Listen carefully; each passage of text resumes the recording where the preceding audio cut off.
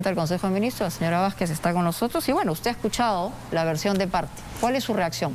Sí, buenas noches, Mónica. Lamentar realmente porque nosotros seguimos sosteniendo como gobierno que este desastre ambiental que se ha suscitado en nuestro país en realidad no mereció una reacción diligente de esta empresa y que eso ha provocado que este desastre genere, digamos, una serie de consecuencias mucho mayores de las que debía haber generado si es que se atendía a tiempo, ¿no?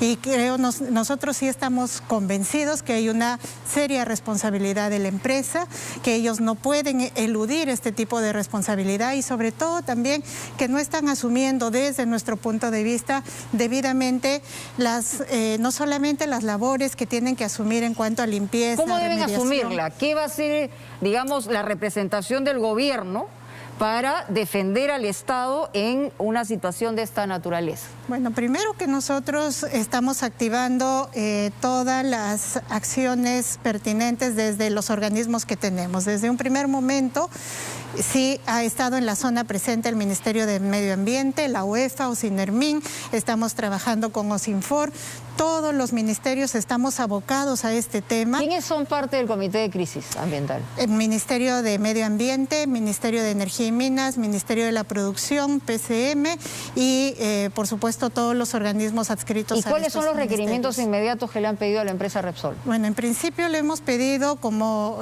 consta, la autoridad UEFA les ha pedido en principio que delimiten el área donde está el accidente y el desastre ambiental, que hagan un monitoreo, que implementen el plan de contingencia, que en un principio nosotros tenemos que decir, no vimos que se implementó, no había en ese momento ejecutándose ningún plan de contingencia y estamos señalando una serie de medidas que además, si no la cumple la empresa, pues será objeto de las sanciones correspondientes. Estamos todos estos días evaluando. Está bien el tema de la sanción, está bien de delimitar la responsabilidad de la empresa, ya hemos sido exigentes en la entrevista y aparentemente las respuestas no han satisfecho, pero el Estado también tiene que proteger nuestro litoral. ¿Qué cosa está haciendo el Estado? Más allá de evaluar eventualmente o sanciones o emprender, digamos, un proceso de investigación fiscal, en fin. Efectivamente, frente a estos hechos, el Estado tampoco puede quedarse de brazos cruzados y tiene que responder porque acá hay un derecho, no solamente difuso, que le corresponde a toda la población, el derecho al medio ambiente, sino atender a esas poblaciones afectadas, porque en efecto la empresa no lo está haciendo. Y nosotros ahí estamos desplegando una serie de acciones. No está haciendo, no está respondiendo. Por lo menos nosotros con los reportes que tenemos, la gente directamente afectada, los pescadores, por ejemplo, se están acercando al gobierno a pedirnos ayuda porque realmente no sienten que haya una respuesta de la empresa. A ver, y nosotros ahora hemos asumido, aunque no nos tocaría, Mónica, porque, por ejemplo, el tema de la limpieza... Bueno, al Estado le toca proteger al supuesto, país, ¿no? Pero, por ejemplo, el tema de la limpieza, la remediación, aunque nosotros no somos los directamente obligados, tenemos que colaborar con eso. ¿Y cómo están colaborando y qué cosa está haciendo Repsol en eso también? Desde el primer día nosotros hemos estado, por intermedio del Ministerio del Medio Ambiente,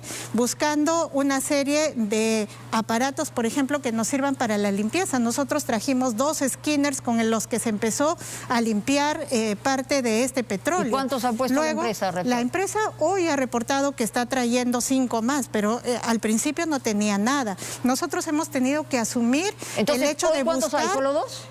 Ahora la empresa nos está diciendo en un comunicado que ha puesto 5 más. O sea, habría 7, según... Habría 7, según lo que tenemos ahora, pero eso lo asumimos primero nosotros, Mónica. Luego hemos tenido que buscar incluso desplegar tropas del ejército, de los batallones de ingeniería, para que ayuden a limpiar, porque no había suficiente personal. Eso tendría que haberlo hecho la empresa. Luego hemos tenido entonces que asumir... ¿le queda claro a usted, como representante del gobierno, que no hubo una reacción inmediata de la empresa? Nosotros tenemos y sostenemos esa posición, tenemos que lamentarlo, pero no hemos visto una reacción diligente de la empresa y por eso es que nosotros estamos asumiendo una serie de responsabilidades, ¿no? Porque realmente el Estado no debe desproteger a la población. ¿Evalúan alguna suspensión de licencia usted? Mire, en este momento estamos haciendo análisis de todas las acciones legales que podemos implementar, ¿no? ¿Y por dónde va? ¿Cuál es el abanico? A ver, tenemos a los procuradores trabajando, identificando cuáles han sido el grado de responsabilidades. Por lo menos tenemos identificado identificadas 3 cosas objetivas. La primera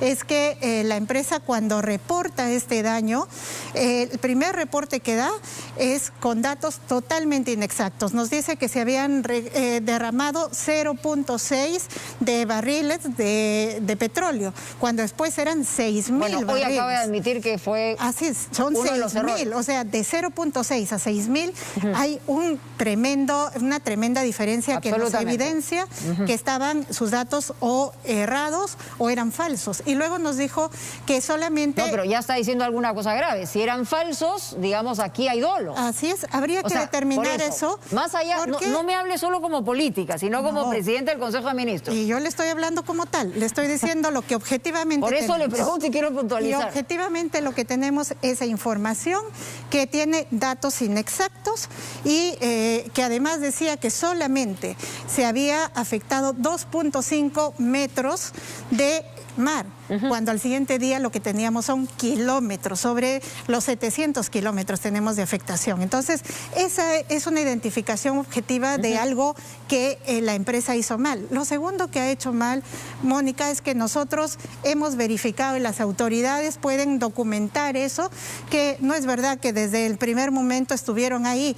Estábamos en el segundo, tercer día y el plan de contingencia no se había desplegado. No se había desplegado. Ese es otro hecho objetivo que está documentado. Y el tercer hecho objetivo es que en este momento tenemos a miles de pescadores y gente afectada y en su plan de contingencia, y una obligación de la empresa es también contemplar cómo se da ayuda inmediata humanitaria y se atiende estas afectaciones que tampoco los especialistas del Ministerio del Ambiente y del gobierno podrían coincidir que la ruptura, digamos, de este empalme de la boya que generó el derrame, según lo que ha señalado en versión de parte el representante de Repsol, ¿tiene que ver con oleaje anómalo o no? Mira, hasta el momento tenemos nosotros ya documentadas algunas versiones de las autoridades marítimas, ¿no? DICAPI dice que en ese momento no había oleaje anómalo, pero en todo caso eso se va a investigar. Pero una cosa, Mónica, que quiero dejar en claro y que le tiene que quedar en claro a la empresa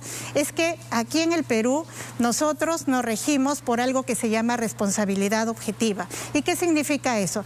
Que alguien que realiza una labor riesgosa como el transportar y descargar combustible, ¿no? Hidrocarburo, que es una actividad peligrosa, no importa los sucesos que se presenten, pero él es responsable por cualquier hecho dañoso que se pueda suscitar. ¿Van a pedir indemnizaciones? Caso, por supuesto, porque mira, Mónica, estas ¿de cosas... cuánta gente estamos hablando, digamos, además del impacto ecológico? Mira, aquí todavía nos toca hacer una valoración del daño que todavía hasta este momento no podemos calcular. ¿Por qué? Porque todavía se sigue expandiendo el hidrocarburo a lo largo de las playas, ¿no? Hay que identificar hasta dónde llega, hay que identificar cuánta gente vivía de la labor de la pesca en estos lugares, hay que identificar el daño incluso turístico que se produce, hay que identificar el daño específicamente ecológico, lo que tú planteabas hace un rato. No es verdad que el hidrocarburo flota y que abajo no pasa nada. Eso es falso y por eso nosotros estamos trayendo expertos internacionales que nos ayuden a valorar el daño. Mañana vienen los representantes de Naciones Unidas. Sí, y esa es una gestión que nosotros hicimos el primer día porque nos parecía que sí, efectivamente, estamos acá, un Estado que a lo mejor no ha tenido la experiencia de asumir un desastre de esta magnitud. Nos tenemos que ayudar de gente que sí ha visto cómo se desarrolla este tipo de desastres y las consecuencias que tiene. Cancelar la licencia sería un hecho extremo. Eso es lo que están pidiendo representantes de Juntos por el Perú. Bueno. Sí, miren, hay que identificar toda la parte legal. Nosotros ahora hemos convocado a un equipo legal que revise todos esos temas. Tenemos que ser no se descarta. Muy escrupulosos. Yo no descarto nada. Creo que en este momento nos toca revisar todos los aspectos legales y qué podríamos hacer. Ahora, yendo al tema político, usted anunció junto al presidente justamente en el lugar del desastre, digamos, algunos llamaron de alguna manera oportunismo político también la circunstancia, pero gente que antes ha sido su antecesor, el señor Guido Bellido, la llamó señora canasta, porque lo que estaban ofreciendo era canasta. Entonces, más allá de que le pueda incomodar una situación de este tipo, tiene un impacto político, ¿no? ¿Cómo responde ante eso? A ver, primero decir que frente a estos desastres ambientales tenemos que tener en cuenta que hay medidas urgentes y humanitarias que se tienen que asumir. Y eso, por ejemplo, se da en todos los desastres cuando se tiene que asumir que la gente tiene que tener agua, comida, porque eso es lo inmediato que hay que cubrir. Y eso no forma parte de la reparación. Y yo lo vuelvo a decir porque creo que se ha tergiversado y la gente decía, ¿quieren engañarle con una canasta? No. Hay una cosa que se llama ayuda humanitaria y otra cosa que se llama indemnización por el daño ambiental. Ajá. Los daños ambientales de esta magnitud es imposible que podamos admitir que se puedan compararlo con alguno así. que haya ocurrido en nuestro país o no? Choropampa. Yo he vivido Choropampa. Porque nosotros en Cajamarca vimos cómo una empresa derramó mercurio sí. Y la gente, y fíjate, esa es una gran experiencia para tener lecciones claras.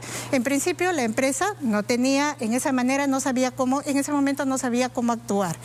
Le ofreció a la gente dinero para que manipulara, para que les ayudara a recoger y la gente no sabía. Voluntarios se han volcado y tampoco no eran especialistas, ¿no? Y por eso nosotros hicimos un llamado, Mónica, a que la gente no se exponga y seguimos haciendo un llamado porque son materiales peligrosos y puede suceder lo que sucedió en Choropampa.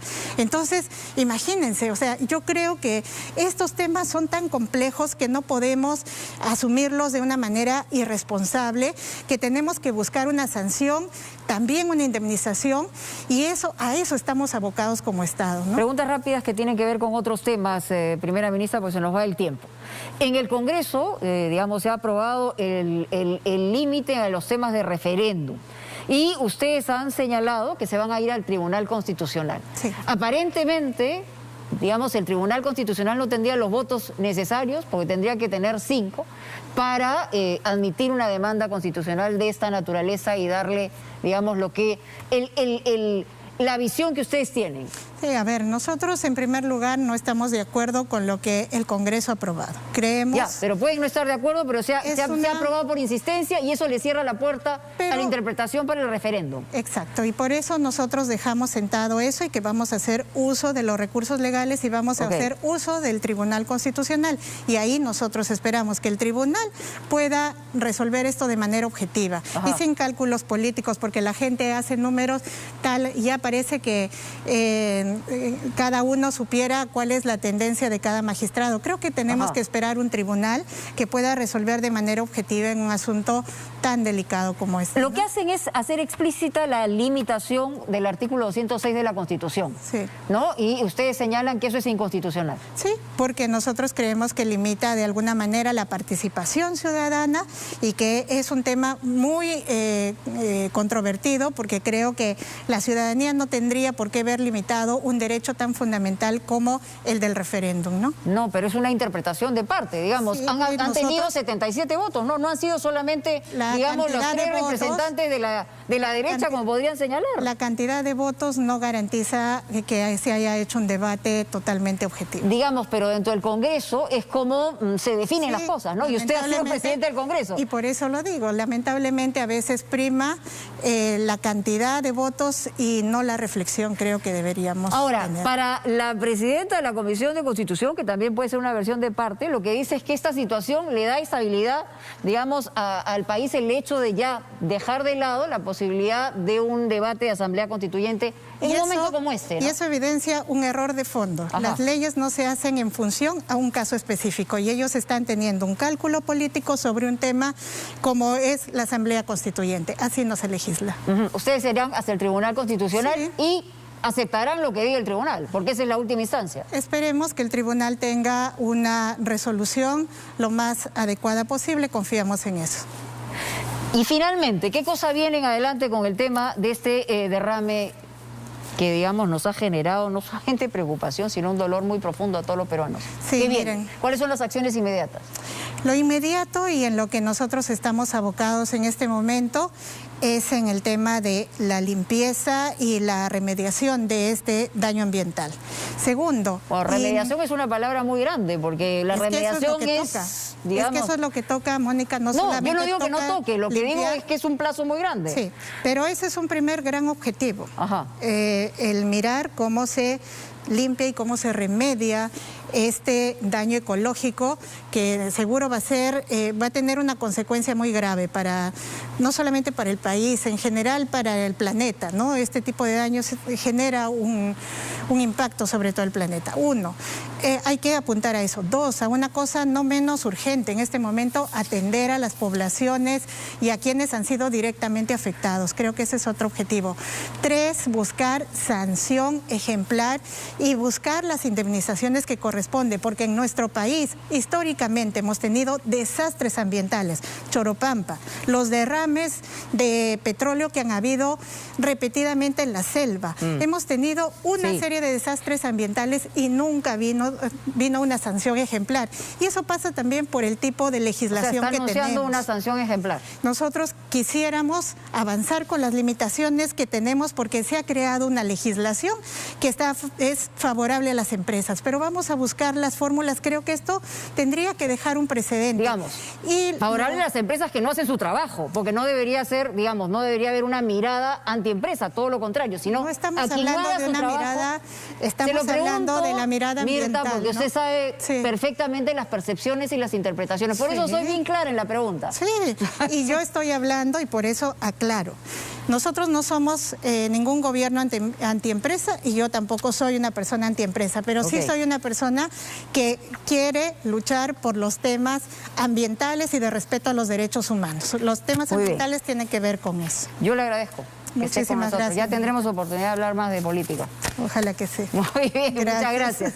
Y ahora vamos a conversar justamente con